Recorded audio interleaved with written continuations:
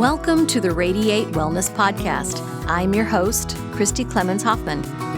Each week we will discuss tools, tips, and ways to radiate your best life ever, interviewing practitioners, authors, and luminaries to help you on your path. Wellness, joy, peace, abundance. What do you want to radiate?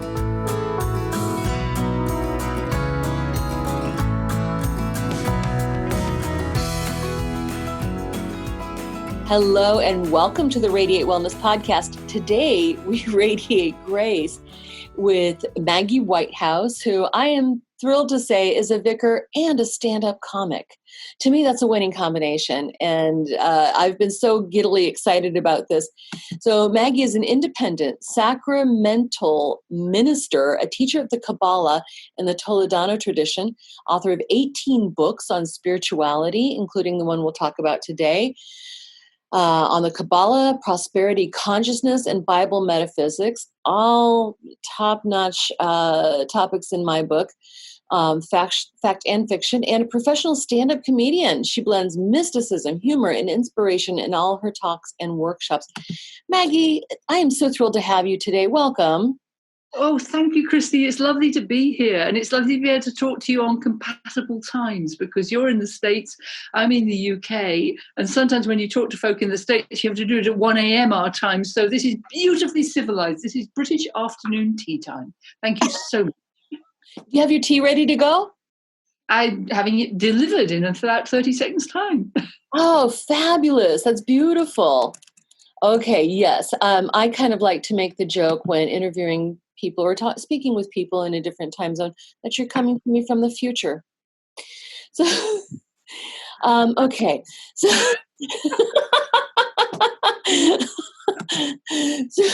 So you've written the book, Kabbalah and Healing, a mystical guide to transforming the 4 pivotal relationships for health and happiness. I find this fascinating. I've always been interested in the Kabbalah. I know maybe this much about it, which is maybe 2 inches worth of information. And you've taken a much deeper dive. So your book, you break out into many different aspects. I'm just pulling up your table of contents. Well, tell me, first of all, why did you choose to write this book? I chose to write it because I've done a lot of academic work about Kabbalah. Well, you could call it academic, as in information. This is what the system is, this is what it does, and this is how you use it. But Right. Kabbalah and healing came about through experience, really. I was diagnosed with what the medical profession said was an incurable cancer about 5 years ago. And I got through it. I'm not supposed to be here. I am here. I did take chemotherapy to buy myself more time, but I'm not healed by the chemotherapy. I think, and I hope, that a lot of the stuff that's in the book is what was used to heal me, what I used to heal me. But it's also blended with this Jewish mysticism aspect of Kabbalah because I'm called it the 4 relationships, 4 pivotal relationships, because through my life, I've worked out that if you don't get the first pivotal relationship, which is communion with whatever you perceive the divine to be peaceful, you are not open to grace. You've actually slapped blockers on it. And you're actually reprogramming the universe, not as a co-creator. If you're not open to grace and receiving and allowing, you're going to block off parts of you, which can lead to dis-ease and in mind, body, and spirit. Wow. So to you, of course, today we radiate grace. To you, what is your definition of grace that you work with? Grace is radical love. Grace does not require you to deserve it. It has no expectations of you whatsoever. And this is what I've come to believe God to be, or the divine, whatever you want to call it. I'm now happy with the word God, but I know a lot of people aren't. So we can call it source or the light or whatever. But this great beingness has no interest in what we do under the bedclothes, what our gender is, or anything like that. It just constantly wishes to flow. And we are either open to the flow or closed to the flow. And the trouble is, if we've been closed to the flow in just one aspect of our life, being half an inch out can be much, much more serious than being miles out, because quite often if you're miles out from where you want to be, it's quite obvious to everybody and they help you get back towards it. Whereas if you're half an inch out, like you've got a relationship you haven't healed, or there's a wound that hasn't been healed in your psyche, you may not even know what it is. That half inch is going to be a kind of, yeah, but it can't happen to me. No, it's not there. Life isn't worth living. No, I don't think so. I'll never do this. I'll never do that. And it actually kind of closes the door to this radical grace and says, I don't want you. Yes. Wow. Wow. So what can get us what can get us blocked from that grace? Hurt. Any kind of hurt, especially what Caroline Myss calls woundology, which is when we become identified with our wounds. And a silly little example of this, we've got a friend who's taken to hospital urgently last week. Everything turned out to be okay, but it was touch and go for a while. Yeah. And he's now on lots of medicines. And the first time we went down to pick him up from the hospital and take him home, he's in our bubble, as it were, and he had to explain to me all his medicines. This is for this, and this is for this, and this is for this, and this is for this. And that was fine, but then he did it again the next day. Oh, I have to take my medicines. My medicines are this. My medicines for my heart. My medicines for this. And we actually had to discuss it. He's a very spiritual man, and I just sort of said, darling, you're in danger of moving into woundology over this. What we want to do is focus on your healing, not on your need for the medicines. Right now, the medicines are essential, but let's look at your healing. You're better today. You're walking together. You're walking more accurately. You're not falling over. You're stronger. You're wiser. You're happier. Yes, you've got to take the medicines, but you don't need to talk about them. Does that make sense to you? Absolutely. It's when we focus on what we're doing for the treatment rather than focus on our healing, then yes, it's taken us away from our healing, when the focus needs to be there. Have you ever heard of the documentary Heal? H-E-A-L. Yes, it's beautiful. And that's, we find that there are so many things that we can do for radical healing. Only 2 of them involve something physical. And now I'm getting way off topic. Let's bring Get on topic. I don't mind. So in your book, you talk about the 4 relationships, and they seem pretty key, and you did mention them. Can you go over what these key relationships are? The first one is the connection, because I'll tell a quick story if I may, but I promise I'll come back to the others.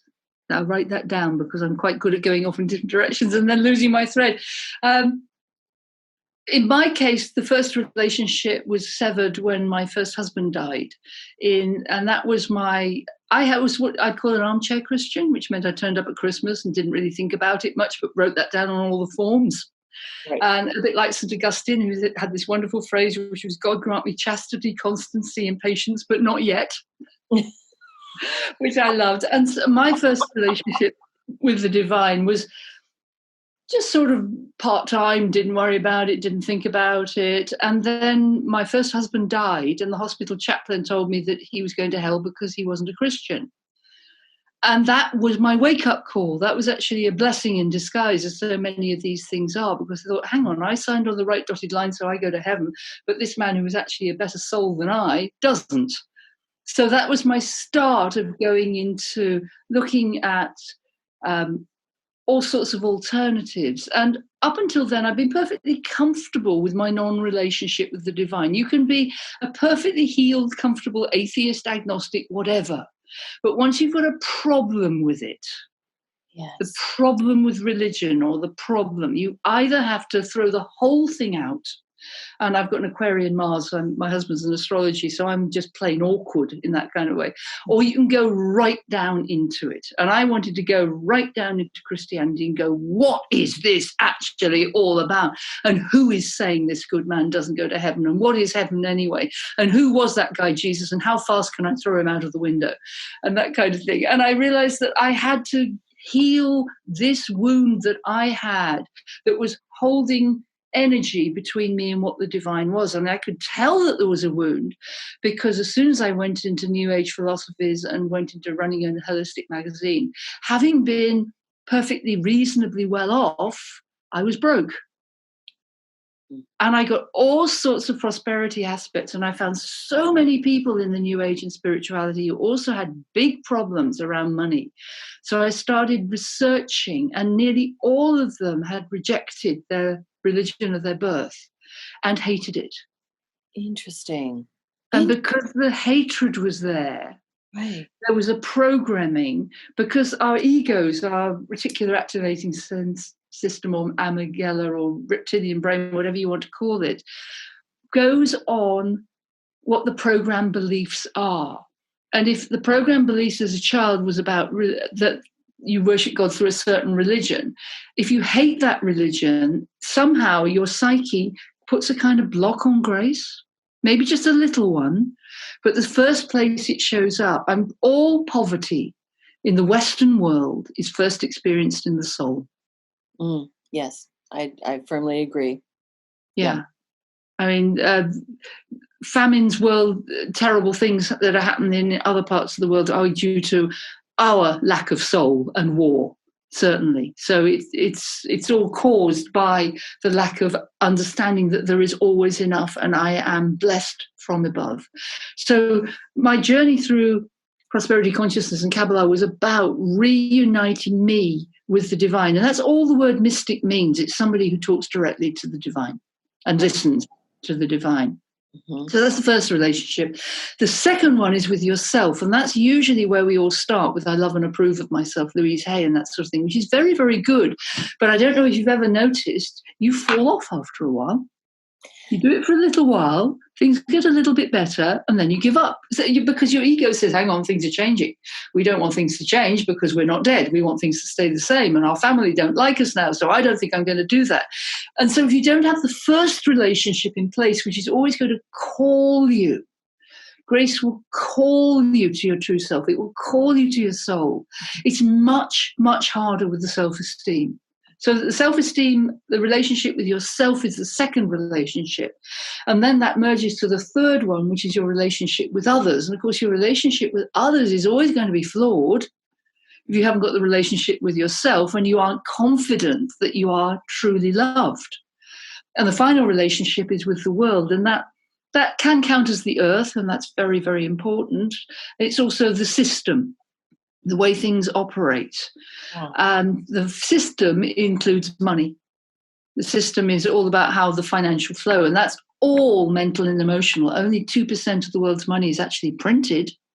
The rest of it is an agreement between computers. It's not even gold in Fort Knox anymore. So basically, if you start with that pivotal first relationship, it's much, much easier to work through the others, because you've automatically got the effect. In effect, you've got angelic help. Oh, always. In fact, I'm noticing behind you, you've got, I believe it's Archangel Gabriel. It is Gabriel, yes, on the west of my wall. This office is also my chapel. So I have Raphael on the east wall, Gabriel on the west wall, Uriel on the north wall, and Michael on the south wall. Oh, that's a fantastic team. But yes, we do have this angelic support that we can tap into at any time. And of course, that's part of the Kabbalah. Many of the angels, I think only 2 angels were mentioned in the Bible. Is that actually mentioned? Yes, I think so. Now you put me on the spot. I know Gabriel's mentioned. Right, and I believe Michael might be as well. But then the rest are Kabbalic. Well, yes, in the first temple, the first temple of Judaism, which was matriarchal, not patriarchal. It was destroyed about 500 years before Jesus was born. But it was actually unified. It was masculine and feminine. So we call it matriarchal, but it was just a more nurturing version of the temple. And there were 4 angels, because the Kabbalah talks about 4 levels of being: fire, air, water, and earth, the four primal elements, if you like, from which everything else comes. And the four angels of the temple, which had four courts, and this is why there are four Gospels, Christy, because that's why it was written, that's why four were chosen. It wasn't that the others were wrong or anything, there were four because they represent earth, water, air, and fire. And once you realize that, it just opens up the New Testament completely for me. Anyway, the point of this was the four courts of the temple, each one of them had an archangel. They were called the Wonderful Counselor, the Mighty One of God, the Eternal Father, and the Prince of Peace. And if you know Handel's Messiah, those are sung of, and they are actually Raphael, Michael, Gabriel, and Uriel. Oh my goodness. You've really put the research into this, Maggie. I appreciate that so much. I can just tell how dedicated you are to this study. And so I'm interested, you took a deep dive into Christianity to understand, and get some perspective. But why the Kabbalah? I was having real problems around the Christianity thing because I really wanted to get into the mystical aspect, and at that point I couldn't find anybody to help me. And even the Christian mystics were saying Jesus Christ is the Savior. They were using Christ as Jesus' surname, which is what most Christians do. And Christ is not Jesus' surname. It's an honorary title. The Christ, as Jesus himself said, before Abraham was, I am. And he's talking at that point of the Christ, which is the whole process of creation is Christ. Basically, I wasn't getting anywhere. I went to university to study New Testament Greek because I thought if I could read the New Testament in the original language, that would really help. And then I found out there's 32,000 versions of the New Testament in Greek. Wow. Fortunately, only about 60 or 70 of them have particularly different variations, but there are different versions and there are different translations and there are old ancient texts. The first Euphrates text that we have, the oldest text we've ever had, talked quite clearly of the wives and the women who followed Jesus with the disciples. Yes. For example. So basically it gets formulated and you get one Greek text to work for. The Hebrew people have it even worse because they've literally got the one. They can't find any more fragments. They were all destroyed. So I was already on a hiding to nothing there because I wasn't going to find the truth in it. So I actually asked for help. I said, help me. I need to know. This is my journey. This is my calling. This is my healing from bereavement. This is my work. And I was introduced to a Jewish guy who was at the farthest end of his rope from Judaism as I was from Christianity. And he was in the New Age too. We sort of reeled each other in back together to the center, at which point we broke up because the relationship wasn't required anymore. And that was a difficult thing too, because I was the first girl in my family to get divorced. Oh God. But anyway, different story. But he came to see my teacher of healing because I trained with the Healing Trust in the United Kingdom and as a Reiki master like you. Mm-hmm. And my teacher of healing couldn't handle him, which was quite understandable. And she sent him down to London. We lived in Birmingham, which was a 3-hour drive from London, to see a teacher called Zev Ben Shimon Halevi, who taught Kabbalah, because she thought that my husband needed Jewish mysticism rather than hers. And he was fascinated by it and started going regularly. And so I just started going with him. So for 8 years, 3 terms a year, we drove 3 hours to London every Thursday night for 1 hour and then drove back because it was worth it that much to us. And sometimes I have to admit, Christy, I'm a bit of a snotty cow when somebody says to me, I can't come to your workshop because it's an hour away. Exactly. Right. So you got quite a bit out of it. And, these teachings go into so many different aspects of life, of divinity, of the universe. I mean, it's basically life, the universe, and everything. It is. Yeah, that's a perfect way of summing it up. Yes. It's the understanding of the relationships between the divine, the universe, and humanity, and the patterns of the universe. Because Kabbalah all good Kabbalah is based on diagrams, 2 diagrams. There's the Tree of Life, which is based on the menorah that was in the Holy of Holies of the temple, and Jacob's Ladder, which is 4 versions of the Tree of Life that interpose between each other, which is earth, water, air, and fire.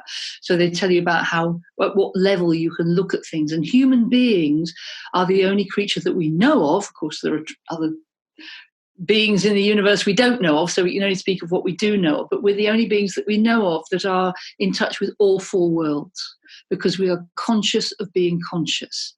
Angels are only in touch with the top 3 worlds, and animals are only in touch with the bottom 3 worlds, but humanity is in touch with all 4. Oh my goodness. Now I notice you've got these diagrams. And now if you're listening on, Apple Podcasts or Spotify or Google Play, you're not going to get the full benefit. But on YouTube, I can see you've got some diagrams behind you, and these look like the diagrams in your book on the Kabbalah. Absolutely. The larger one, but it's the one tree, that's the Tree of Life, and the longer, thinner one, that's Jacob's Ladder. And in the tradition that I've been trained in, you are taught to paint them yourself. So I'm not an artist. I'm absolutely rubbish at art. I wish I were a better artist.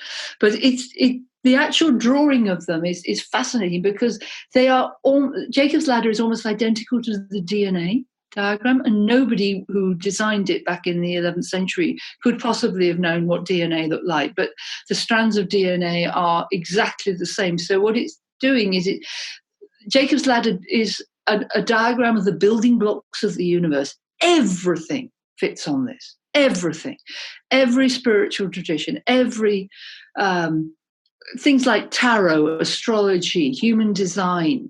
I learned so much more about Reiki once I was studying Kabbalah, because you just go, okay, that goes there. And because that goes there, the fact that I have a tendency to lean that way means I disconnect from it. So I need to lean back that way. And ultimately, the 3rd world, which is known as Yetzirah, the world of forms, is where our minds live, which is where we live all the time. We live in our heads and in our emotions. And we put the forms on things through our beliefs. So the book's mostly about this world called Yetzirah and all the forms that we have projected out, the forms that we've learnt when we were babies and learnt later on and reprocessed. And that's why I always say to people, if they're going to work with me, please spend a week with the Louise Hay affirmation, I love and approve of myself. Because yes, we're going to go straight into working with the divine, but unless you've got a neural pathway in your brain that it's a good idea to start the work, you're just not going to believe that. Right, absolutely. So at what point did you take all of your searching and research into deciding, I think I'm going to be a vicar? Well, I kind of did and I didn't. I was very interested in Unity Church, which thrives in America. Doesn't thrive Unity, and I come from. It started in Kansas City, where I'm located. Yeah, absolutely, and I've been there. I've been there. I've done some training there, and I loved Unity. I lived in Montana for a while, and Unity Church there under Philip Bozeman was just inspirational, and that was part of my healing. Because I thought, God, if Christianity can be like this, then okay, there I can get this. And I wanted to train as a minister with Unity, but they wouldn't have me back then because I didn't have a degree. You had to have a college degree, and I didn't have one. And also you'd have to go and live in America and get a degree. And then it's very much more open now. You can do a lot of it online, and it isn't that way at all. But that was the rejection. So I thought, well, I'm not going into the Christian church, because in those days, the Church of England required you at ordination to deny other faiths. This was a long time ago. Oh, wow. I don't think it does anymore. And I wasn't going to do that. So I sort of put it on the side, and I just did funerals for people. This was before there were celebrants. Nowadays it's big business being a wedding or a christening or a funeral celebrant, but I was just doing funerals. I got myself trained by a man I found in London by going to a funeral, and I started doing funerals for people of whatever level of faith they were, because I thought, having not been able to give Henry the funeral that would have been appropriate for him for family pressure, I was going to supply funerals for other people that would be able to meld families so that they could have the spiritual aspect. I mean, Christian ones can be done by vicars, humanist ones can be done by humanists, Buddhist ones can be done by Buddhists, but spiritual people without a particular affiliation needed somebody. So I started doing those. And I met and married the current husband, I love saying that, my wonderful, wonderful lion. And his best friend, a few years after we were married, was murdered in London. He saved the life of an old lady, but he died for it. And his son asked me if I would take John's funeral, which was huge. It was a Golders Green crematorium, which is one of the big Jewish cemeteries in London. It does non-Jewish people as well, but it's the most beautiful place. Grade 1 listed buildings and that kind of thing. So I took John's service to the exact level of John's faith, and John's faith included reincarnation. Wonderful. And so we talked about that. I merged the Jewish Kaddish. We had people speaking. And if I say so myself, it was a darn fine funeral for a darn fine man.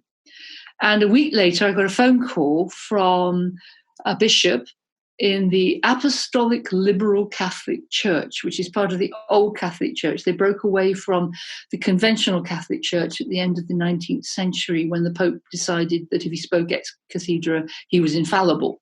And they went, no, one step too far, and broke away. And they support gay folk for ordinands and generally, and also women for ordinands. And my bishop was a part of that church. He has his own particular aspect of it because he's an alchemist and a Kabbalist. I had met him a couple of times, and he just phoned and he said, Maggie, I hope you are open to hearing this, but I sat and watched you during John's funeral, and God said to me, you need her and she needs you. Approach her for ordination. And I went, you must be out of your brain, because it was just way too Christian for me. And he was such a smart guy. He's a lovely guy. He's a very good friend now, though he's always bossing me around, which is his job because he's my bishop. But he said, invite me up for the weekend, cook me a nice roast dinner, and if you don't want to do it at the end of the weekend, we'll say no more about it, which was his sneaky way of getting himself a nice roast dinner, because back then he was a single man and his mother was dead. And and by the end of the weekend, he taught me so much that was on the fringes. I call myself a hedge priest. A hedge priest was a derogatory name for a priest who was what's known as non-stipendiary. You don't get a regular wage, you don't have a rectory, and you travel to wherever you are required to do what services are required for you. So I call myself a hedge priest, and I'm a heretic. A heretic simply means a strong thinker. But it was just, he just opened me up to these things. For example, can I tell you the story, the legend of the collar, of the dog collar? Please. What? Yes, please. Okay. No, there's no proof of this. It's just part of an oral tradition. And Kabbalah is an oral tradition. That's what's so important about these diagrams. They stop an oral tradition. Excuse me, I've got hiccups. How wonderful. An oral tradition from becoming Chinese whispers. If you learn the language, you know if it fits. If it doesn't fit, you adjust a little so that it fits, which is, again, like adjusting yourself so that the grace can flow through. But David taught me that the dog collar was originally the collar of Anubis, the jackal-headed Egyptian god. Yes. And the job of Anubis was to weigh the hearts of the dead. And if the hearts of the dead were light, they could be weighed against a feather. They went to the good part of the underworld. And if they were heavy, they were devoured by the great devouring beast. So the goal was to have a light heart. And David says, so that is why we wear a dog collar, to remind us that our job is to lift hearts. And that is the only job there is in my church. Oh, my. Okay, something that just realized, and I think I'm just slow on the uptake, Maggie, but you're talking about the vicar collar. Yes. Yes, I am. Oh, the vicar collar. You don't call it the dog collar in America. Oh, boy. Rewind, tell story again. They might, but it just, I love dogs so much. I'm thinking, oh, I want to know about dogs. But no, yes. Okay. Yes. Okay. That makes a lot of sense. Lots of people say to me that dog is God spelt backwards, which is lovely, but of course it is only in English. In Polish, it's Eidnob. God spelt backwards. And Haitian Creole, it's gobnap. And Jesus, if you speak it backwards quickly, is sausage. Yes, of course it is. Oh my good. Well, I can see why you're a stand-up comic. So we got the story of how you got to be a vicar, but how did you decide that you were going to take your show on the road and be a comic? Well, I kind of didn't. It's one of those things I'm sure you know, and everybody listening knows perfectly well, that if there's a hint coming through, it will come through quite gently the first time, then quite a little more so forcefully the next time, and the third time it'll be quite insistent, and the fourth time it'll have a brick attached. Yes. So people were always saying to me, I do a lot of workshops on Kabbalah and on mysticism, and I used to do them on prosperity. And they would say, you're very funny, you should do stand-up. And stand-up was just getting big about that time. This is about 5-6 years ago. And I was going, no. And stand-up's a completely different ball game. No, I wouldn't be suitable at that. But then 3 people in a fortnight said it. I did 3 workshops and 3 people said, you're really funny, you should do stand-up. So I thought, oh, rats. So I went on the internet just to see if there was a comedy course near me, because I didn't know where to start. So I typed in comedy course, because presumably you could learn how to do this thing. And it turned out there was one half a mile from my house starting the following week for £50. So I kind of was out of options. I enrolled on the course and I went on it. And I went on it with the express intention of failing it. So I could say to people, no, I couldn't do stand up. I went on a course and I was no good. Unfortunately, I graduated top of the class and was supporting a mainline professional act within 6 weeks. I'm not that brilliant. That was beginner's luck. I have a lot of beginner's luck. But I found that I did love it, and it keeps my brain active. And it's actually really important for me to do the comedy wearing a dog collar. I didn't to start with, but my bishop told me that I must, because it's one of the few places where the dog collar is very relevant, because people are going to take what you say about religion with some authority. They might totally disagree with you, but the dog collar gives you the authority to get into hospitals and places like that. So if you use it on stand-up, and I extract the Archangel Michael out of the Bible, but I do it accurately.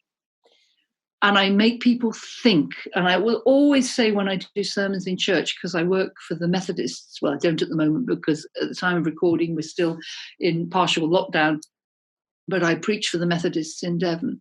And I always say to people, I'm never here to tell you what to think, but I am here to make you think.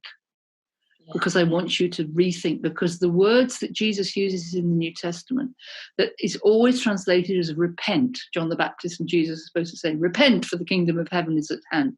The word is metanoia, and it actually means think anew. Think anew.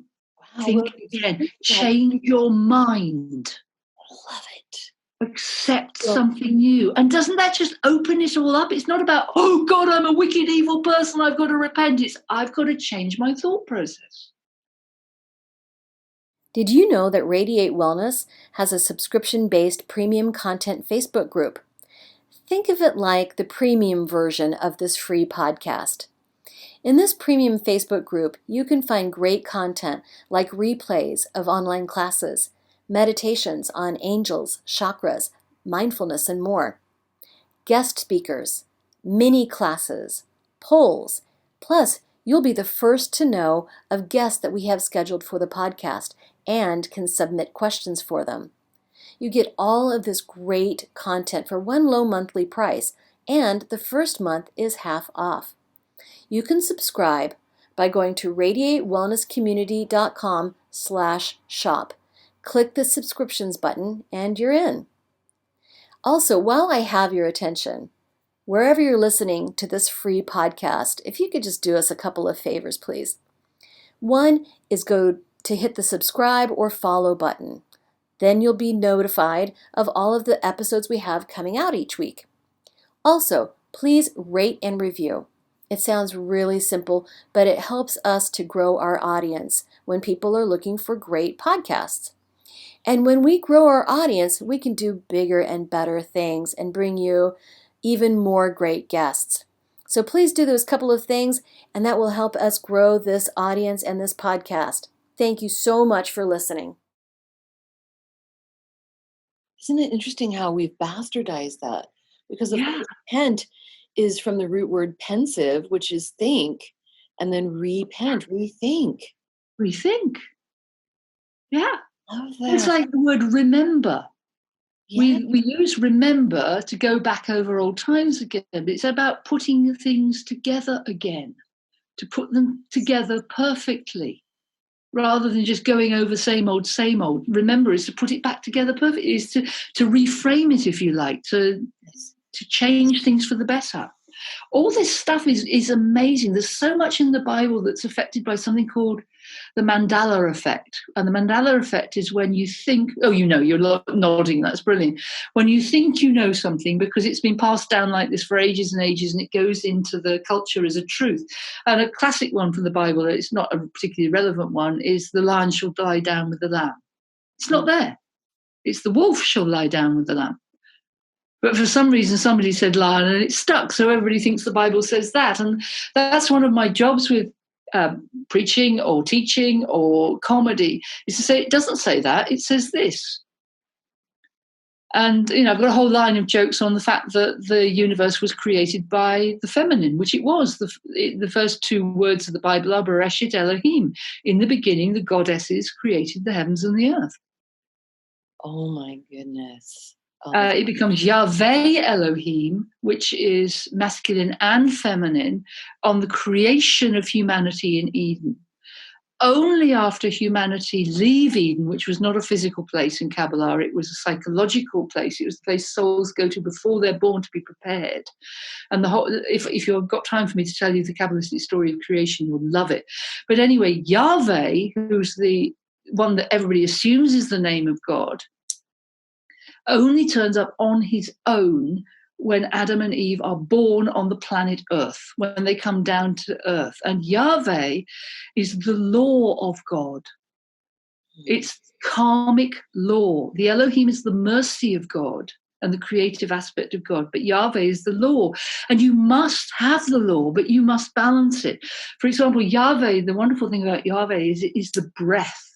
You can say, the first word you say when you're bored is, and the last word you say when you die is, so, and it is law that if you breathe in, you must breathe out. It is law that if you are born, you must die. So that is the law that Yahweh is. It is cosmic law. This is how the pattern works. But somehow we've ended up worshipping the law instead of honoring the law and interpreting the law through love. And Jesus came whatever, to remind us that you're meant to interpret law through love. You've got to have these two aspects work together, because otherwise you've got fundamentalism and hatred and division. And guess where we are? That's exactly where we are, especially here in the United States. We're not so far behind. That's true. You're not very far behind, right? And we're not trying to catch up. At least we're not. I don't think we are. I hope not. Yeah, not consciously. Not consciously, yeah. Where do you feel this division came? And I know we're getting off topic, but I'm the host. I can do that. Where do you think we got to that point where the division crept in? Right. We actually got to it with St. Augustine and St. Anselm in the 12th century, because Jewish faith has no concept of original sin.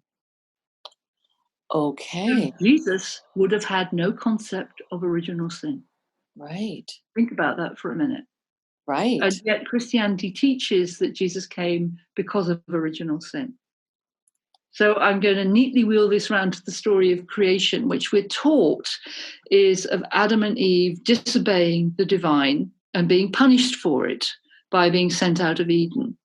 Whereas the Kabbalistic mystical interpretation, this is particularly down the feminine line because it honors the divine feminine. And I'm one of the teachers in the feminine line in Kabbalah, which has existed for a long time, but very, very underground, because Kabbalah is thought to be very, very masculine. But the story of the creation is simply that the divine, in its happiness, wished to give birth to a baby. And all of creation is the baby. We are all one cell in that baby, in the uterus of the divine. And every human eventually will perfect, and every creature, most creatures are already perfected, but everything will perfect, and then the baby will be ready to be born. And then at that point, the universe stops expanding and nobody knows what's going to happen. But trust me, we're nowhere near there yet. However, so the idea was that the Elohim created the heavens and the earth, and the spark that was supposed to drive this baby was humanity. And she created, male and female, she created them both in the spiritual world, which is known as Berea, which was an androgynous being, one androgynous human. And then she said it's not good for the human to be alone, and divided the human into two, masculine and feminine. That took them down to a lower world. Are you following me? Is this making sense? Yes, absolutely. It's beautiful. But then these two humans and all the creatures were living in this paradise aspect. They weren't ready to come down onto the physical earth yet, because physical life is where you embrace Yahweh. There's choice all the time. There's choice and consequence, choice and consequence. So the Elohim knew that humanity would not be ready to come to the earth until it understood the process of choice and consequence. And she discovered this in the legend by looking over the waters of the earth. And she was saying to herself, why is the baby not quickening? Why are the humans not making choices? I don't understand. Why are they just sitting there being beatifically happy? Because there's no spark here. There's no contrast. It's not working. What am I going to do? And she looked down in the waters and she saw an oyster with a pearl in it. And I think we know that pearls aren't made this way nowadays, but it's a legend. And the thing about a legend, a myth, is it's a perennial truth. The story is true. I don't know if it happened. I don't know if it didn't happen, but I know that the story is true. So the Elohim went down to the oyster and said, oh, oyster, my oyster, what is this beautiful thing? And the oyster said, oh, ma'am, I'm sorry. Oh, golly, well, there was a bit of your wonderful grit. It got in my oyster and it hurts, so I created this to stop it hurting. And I wondered, I hope you don't mind. Is that okay? And the Elohim said, mind? It's the most beautiful thing I've ever seen, and you made it, oyster. If you made that pearl, what could my humans do? So she went back. Yes, she went back to them and said, Adam, Eve, come here. Well, now those names then. She said, humans, come here. See that tree? That lovely tree with all the fruit on it. I know you don't need to eat anything up here because we're not on the physical earth, but it's nice to eat stuff. It's lovely, isn't it? And they went, yeah. She said, can't eat from that tree. Absolutely not. Not that one. No, never. And that's my word. You mustn't do it. Walking away. Now, this is God we're talking about. God is actually even more powerful than your mother. And you know perfectly well, if you are a mother, or even if you're a father, that if you say to a 2-year-old child, I'm going to leave you in this room for 5 minutes, you can do anything you like, don't open the box. The box is sacred, the box is secret, you can't have the box is mine, you may not open the box, you can do anything else, do not open the box. You wouldn't have time to get down the corridor before that child would be opening that box. Now, do you think God did not know that? So it was all part of a plot. That's the Kabbalistic teaching, and I just love that, because what the fall was not that, because the Elohim knew they would disobey. And the point was that they would disobey, because then they would learn choice and consequence. They were told not to, they chose to, therefore they would take the consequences. And the consequences meant they were ready for life on earth, which would hurt. However, the reason it would hurt was because of the next stage of the story, which is the fall, which is when Yahweh Elohim, the masculine and feminine now, goes to Adam and says, why are you hiding from me? Did you eat from the tree that I told you not to? And Adam said, yes, the woman gave me the fruit. Blame. Yeah, okay. Mm-hmm. And then Yahweh Elohim said to Eve, did you eat the fruit? And she said, yes, the serpent tempted me. That is the fall of humanity. That is the cause of all our division. It's the lack of self-responsibility and the need to blame. That's the root of all of it. Oh my goodness. Well, we haven't learned very much since. No, we haven't. We're still eating from the tree of knowledge every day of our lives. And not owning up. Because the thing of the tree of knowledge is it also gives you the right to judge what you think is good and what you think is evil. So judgment, yes. Yeah. Judgment will always be followed by blame. Interesting. Okay. And Kabbalah teaches us to not use judgment if we can, but to use discernment, which is to go, because discernment is of the soul. Discernment and mercy are at the level of the human soul. So in all things, we have to go, is this, if you've heard of Byron Katie, I'm sure you all know, she does the work. It's pure Kabbalah. She's not a Kabbalist, but the thing is, it's patterns of the universe, so it works whether you're in this tradition or not. Is it true? Is it really true? Can you be absolutely certain that it's true? And how does believing it's true affect you? And if it affects you badly, what is the purpose of believing that it's true? Because so much is not actually true, apart from perennial truth. It's a partial truth, and it's a projection. Well, that brings me to what my next question was going to be. It's like, okay, well, how do we break that cycle? But discernment, which is in Kabbalah, the soul is made up of three of the circles on the tree of life. The center one is called Tiferet, and there's Gevurah and Hesed. Gevurah is discernment or judgment or strength or crisis. All of these sephirot can be good or bad according to how balanced we are. Hesed is loving kindness and mercy, and those two are vital to be worked together. And Tiferet, who holds them together, is truth and beauty. The word means both. So if the truth is not beautiful, it is not a perennial truth, it is a partial truth. Oh my goodness. So that's how you start off with this, which you say, this is terrible, this is awful, this is awful. Okay, then it isn't a perennial truth. So something's out of kilter. Now I have to use my discernment and my loving kindness towards myself and to others to discern what part of this is a beautiful truth. Can I give you an example on a story? Please. It's a sad story and it's quite recent, so I'll probably cry because I have lots of water in my shirt. Right, we had a lovely old beagle, beautiful girl called Callisto. Here we go. And she was 13 and she had a tumour. And it was a tumour on her spleen. And the vet said to us, the difficulty with this is if it's benign, I can take it out, it's not a problem. If it's cancerous and I go in, I will have killed her. I will have to euthanize her on the table. Oh. So you have to make a choice. So we said, don't operate. Let's keep our girl for as long as we can and hope it's benign. Anyway, we love this beautiful beagle. I took her for a walk on the moors a few weeks ago. And while we were out on the moors, and we live on Dartmoor, which is moorland in Devon, there's wild ponies here. And the wild ponies are never a problem. Apart from anything else, you talk to the wild ponies. They know about humans. And Callie was on my left side, some wild ponies were on my right. And while I was walking, one of the wild ponies cantered round behind me and attacked my dog and kicked her to death. Oh, no. Oh, making your choice for you. Well, she didn't die immediately. The pony kicking her caused her internal injuries. So she just stopped and lay down, and I had to carry her down from the moor, which gave me preparation for the fact that this dog is dying. So I had the preparation, and I managed to carry her down from the moor. We got her in the car, took her to the vet, and the vet said, there is nothing I can do, but I can make her comfortable, take her home.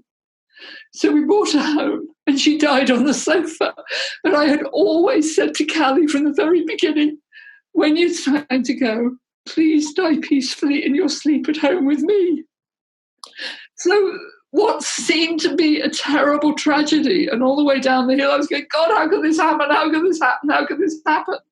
What happened was that pony split the tumour, caused internal bleeding, which meant that Callie died peacefully at home. Isn't that beautiful? Oh, but can you see? You've got to work it through. Yes. I've got the ability to work it through. And also another thing, which, I'm going to tell you because I think it's beautiful. One of the things that's always troubled me is what happens to our beloved pets when we die. There's a wonderful book called Destiny of Souls by Michael Newton, which answered some of that for me, that there are animal wranglers, humans, that take care of the souls. And after Callie's death, I thought I would go into meditation and go and see her on the point of death to see if she there was anything to talk about, or not talk about, but I just wanted to go. So I went so that she would have me there at the point of death if she wanted me. And I was there, I saw her wake up, look through me and run in joy to a man. And she was so happy to see him, and he was so happy to see her, that it was obviously somebody her beeline soul knew well and loved. And that just gave me so much joy, and I just had to tell everybody. That's so beautiful, Maggie. We can take a tragic event like that, and we can either just we can make it our wound, or we can make it our healing. Yes, absolutely. That's it. We have a choice at all points. With serious illness, with disability, with prejudice, we can make it our wound, or we can make it our healing. And it's so hard to say that to many people, because we aren't ready for the healing. Humanity yet isn't ready for the healing. But those of us who can momentarily, for 5 minutes a day, be awake, that's enough to keep things simmering towards the healing. Absolutely. Oh, good. You're crying too. Of course. Oh, my goodness. I used to work at Hallmark, Maggie. Hallmark. I was a mess every day. Yes. Through the halls. So, yes, we can take our faith and get immense healing and immense comfort out of it, and immense understanding of the greater. Catherine Ponder from Unity, she's a great prosperity teacher from Unity, and she had an affirmation which I have used many a time with very gritted teeth, which is, I can hardly wait to see the good that comes from this. Yes. And she says you must say it whenever anything goes wrong. It's very difficult to do it, but it's say, where does this flip? Where is the blessing in this? Where is the grace in this? And if your answer immediately is there can be no grace in this, then it is you who is blocking it. Yes. There's always a blessing. There's always a blessing.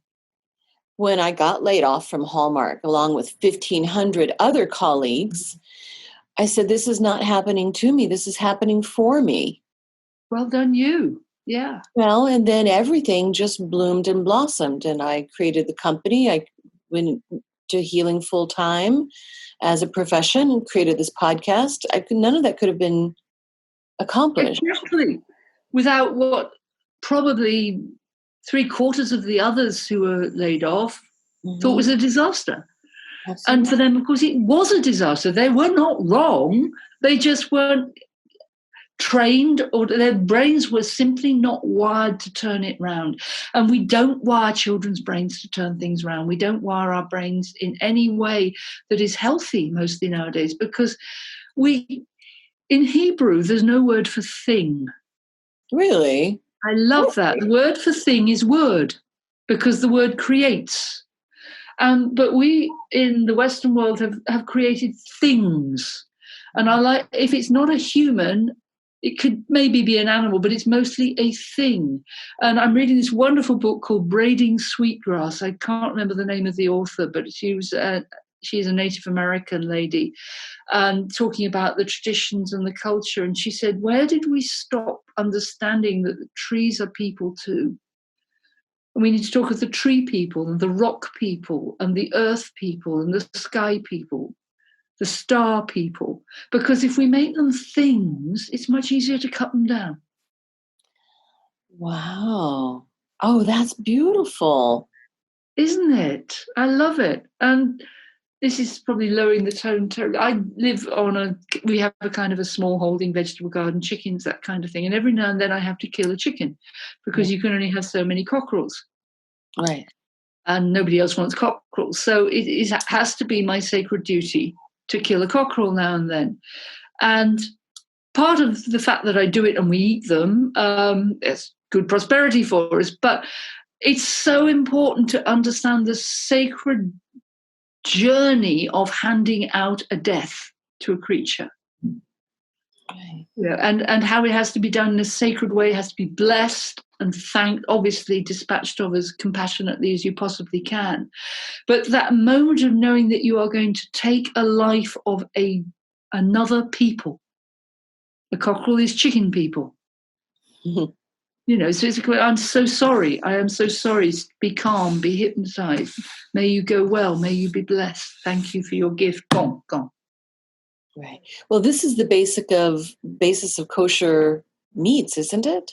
I think so. Yes, that's the idea of it. Yes. Animal sacredly. All these things get corrupted, Christy. That's the trouble. All the good intentions eventually, by humans' desire to control or get greedy, get corrupted. So everything was intentionally kind to bleed an animal to death, as Kali bled internally without pain. Yeah. So the idea of kosher food is originally humanitarian, well, beastarian, if you like. The intention was kind. Right. To treat the body of this animal as a sacred being. Yes. And to maintain the sacredness of it. I mean, that's... One of the things about the pandemic was it has given us this chance to do that. People's only being able to go out into their back gardens and to watch the sky clearing and things like that. And there's two phrases in the Hebrew Bible which are very useful: the house of Israel and the children of Israel. And I'm not trying to be patronizing here, but the children of Israel are the people who haven't woken up yet, and the house of Israel are the ones who are fighting and struggling with God. Oh my goodness. As Jacob said, you wrestle with God. Israel means one who wrestles with God. Right. And the children of Israel aren't ready to wake up from Netflix and Kentucky Fried Chicken and McDonald's and all the easy, quick fix things that we can hide in. And they're not ready. That's absolutely fine. They're younger souls. Younger souls cannot be ready yet. But those of us who've maybe had 5 or 6 more lifetimes and been knocked about a bit and had some of the grace knocked back into us are capable of seeing that this pandemic is actually in many, many ways a wake-up call. And I'm sure you've said that with many other people. Oh, absolutely. Yes, as my guides, my spiritual team has been telling me that from the beginning. We co-created this. You co-created this. I have an online group on Tuesday nights, and we went to visit her, COVID-19, went to visit the entity or the angelic presence of COVID-19. It was fascinating. We did good prayers, some prayers of protection first, then we went up the tree, and then we went into a sacred space and called her to come to us. And there were 17 people on this one particular call, and we all got the same message, which was that she didn't want to be here, that she was necessary, that she was karmic, and that she was feminine. She was the corrupt yin of the planet, the damaged yin of the planet. And the yin is the divine feminine. Yeah. And the yin, corrupted yin is resentment, blame, anger. So we're back to the Garden of Eden again. And also covetousness is corrupted yin. More, have to have another one, have to have another one, have to have another one. Well, of course, the Buddha said the only source of suffering is attachment, and that is attachment to things. Yes. That are outside of ourselves, attachments to outcomes. Yes. In fact, I've actually got a note on my desk here for, I think it was, I can't remember, maybe Caroline Mace or somebody like that, but I've written it down on a Post-it note which says, rather than suffering, it's more disappointment. The word that's used in Buddhism. And I think all of life is disappointment. Yes, it can be all of life is joy or all of life is disappointment, but life will always pass on.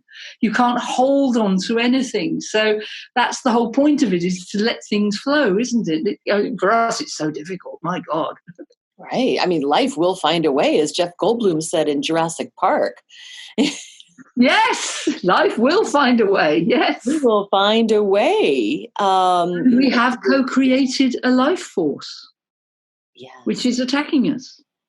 And it attacks us at the Kabbalistic level of air, which is spirit.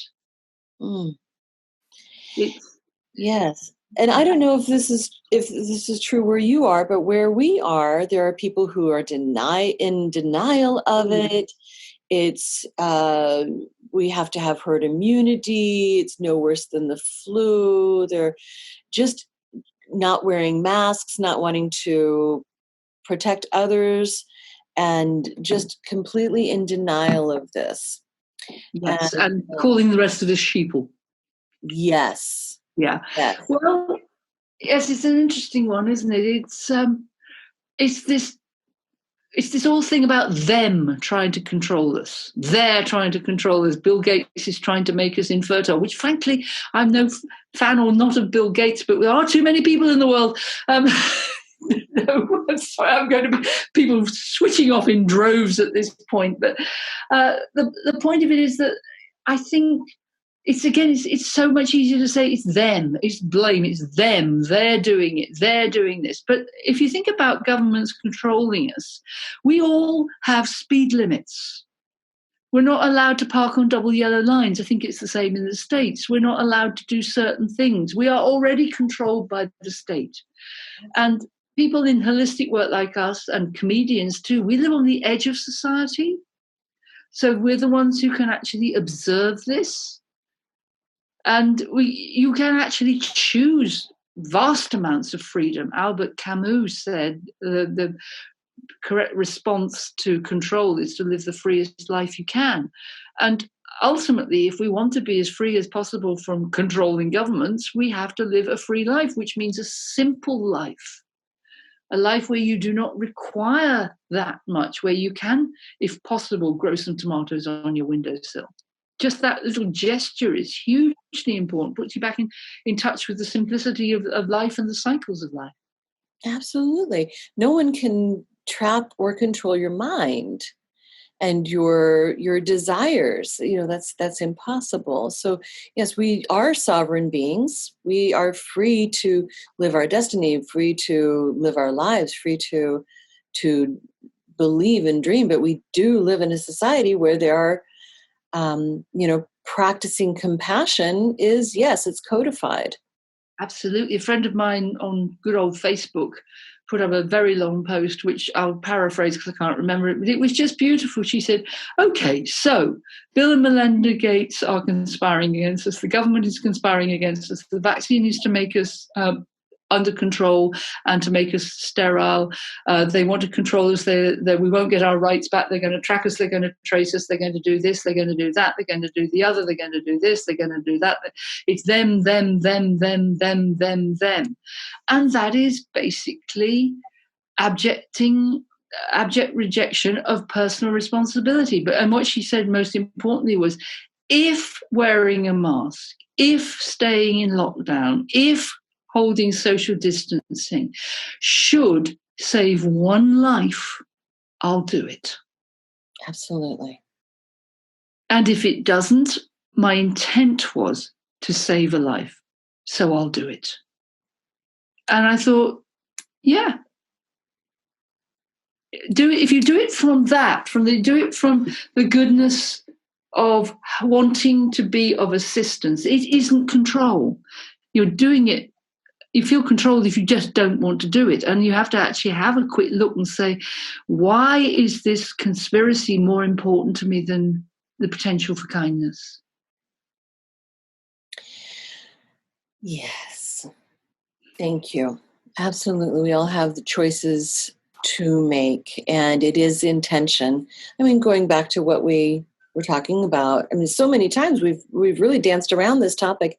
It's intention, and it's the energy we put into a thing, and what we resist, and what we resist persists.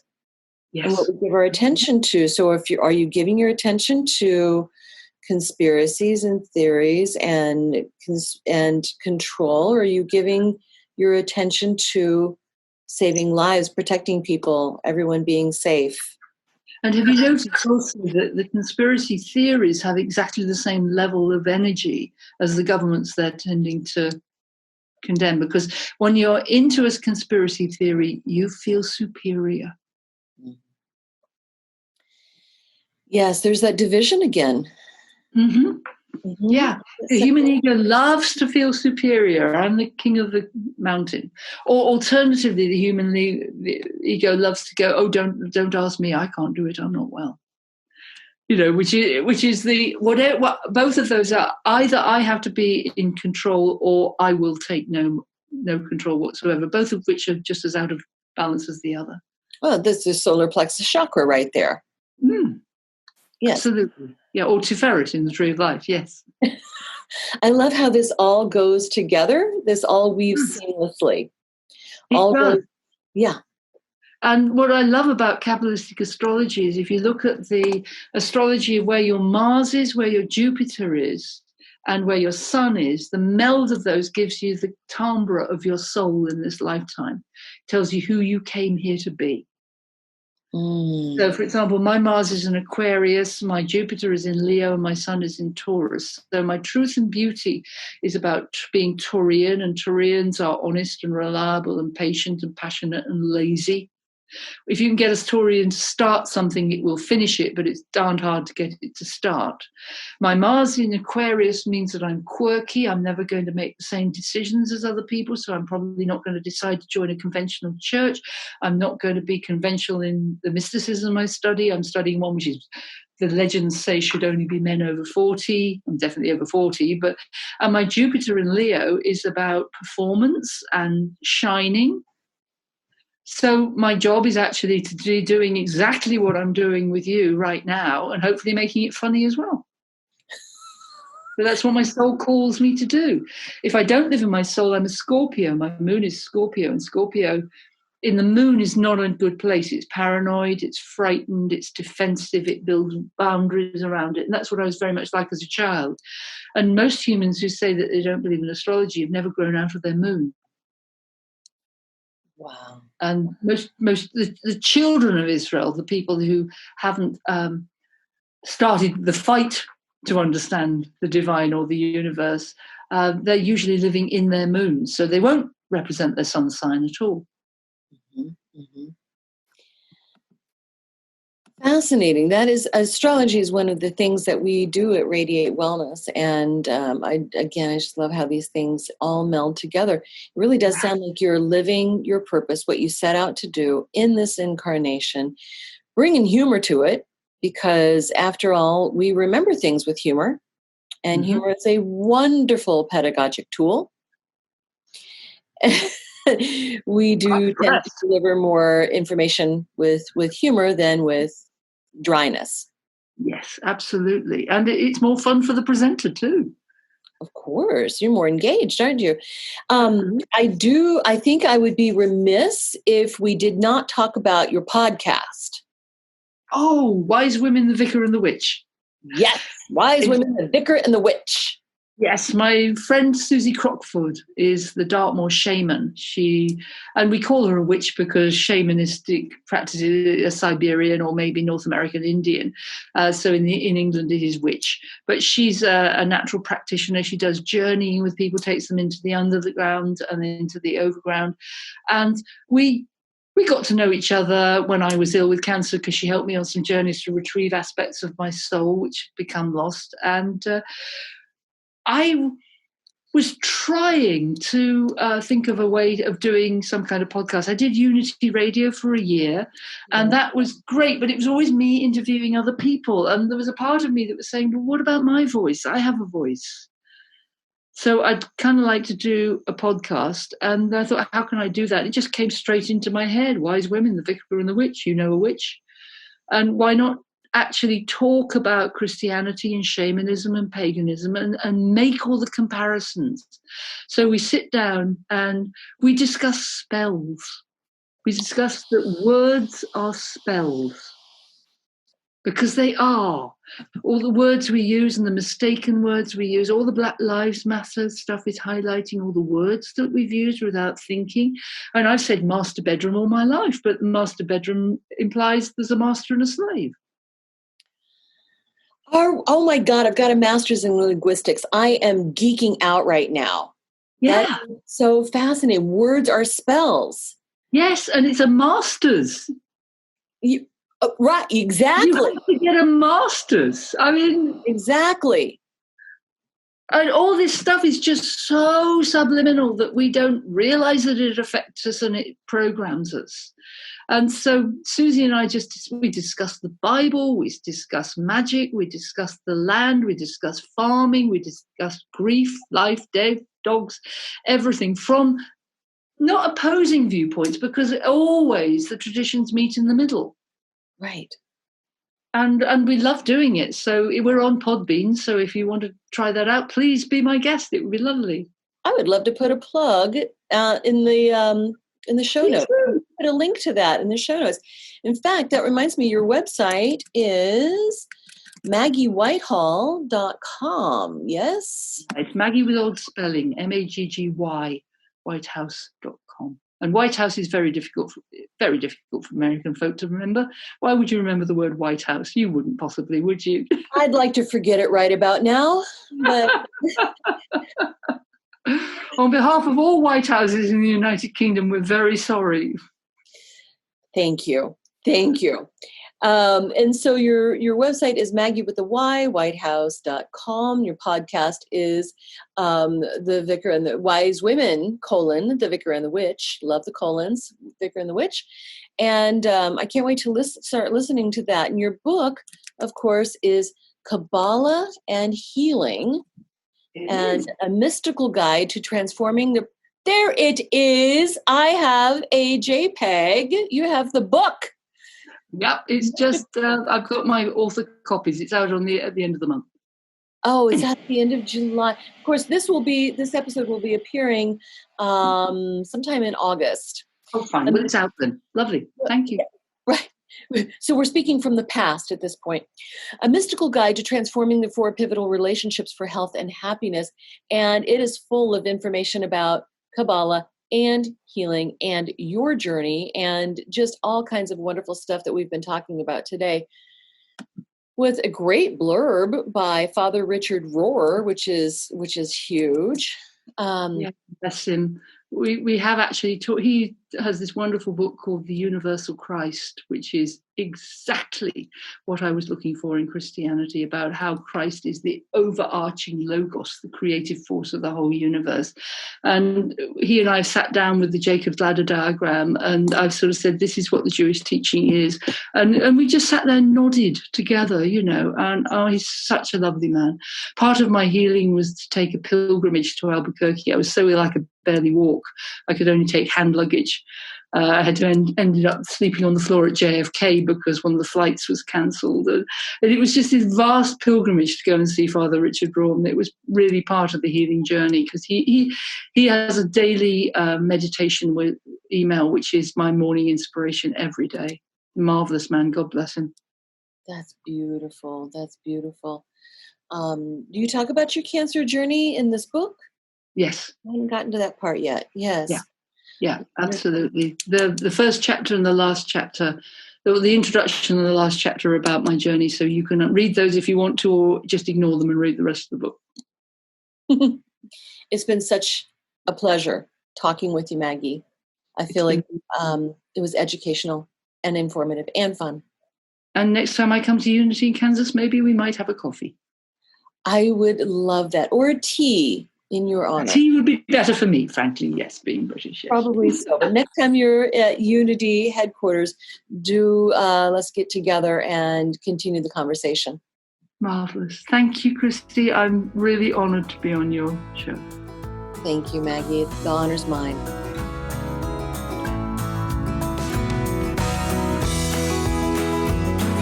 Radiate Wellness is a community of holistic and alternative healers and consultants based in the Kansas City area, dedicated to helping you create spiritual, energetic, and physical well-being.